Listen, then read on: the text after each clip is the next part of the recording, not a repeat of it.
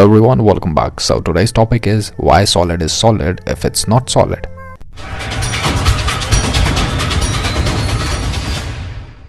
कहने का मतलब है कि शायद आप भी जानते होंगे हर एटम 99.99% तक एम्प्टी होता है।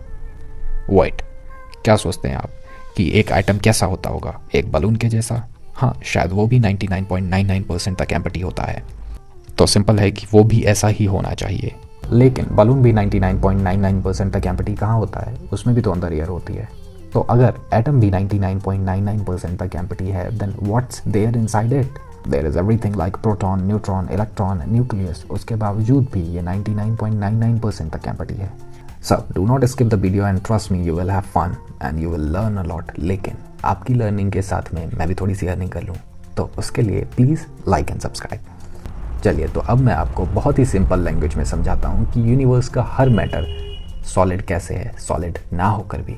So let's start it with an example. Let's look at a ceiling fan जो कि स्विच ऑफ है।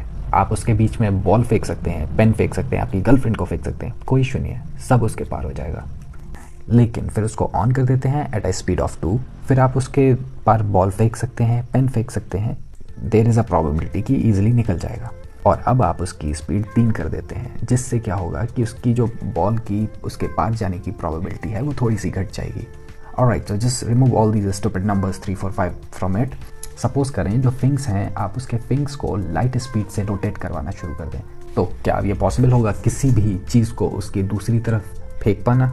शायद बिल्कुल नहीं, क्योंकि जो फिंग्स हैं उनके बीच का गैप इतना रैपिडली फिल हो जाएगा that it will actually act like a solid sealed.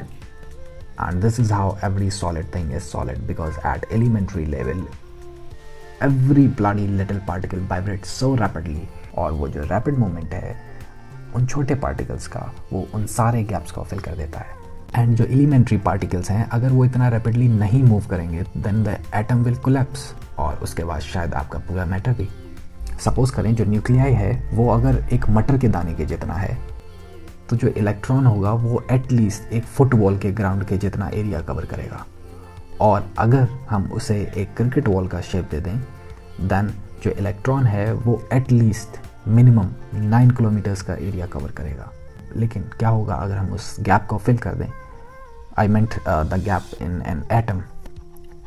Suppose करें आपकी बॉडी के सारे एटम्स का गैप हम फिल कर देते हैं, then do you know like what will be the shape and the size of your body? तो जो आपकी बॉडी है वो कोलैप्स हो जाएगी एक डस्ट पार्टिकल से भी कम के साइज के पार्टिकल में।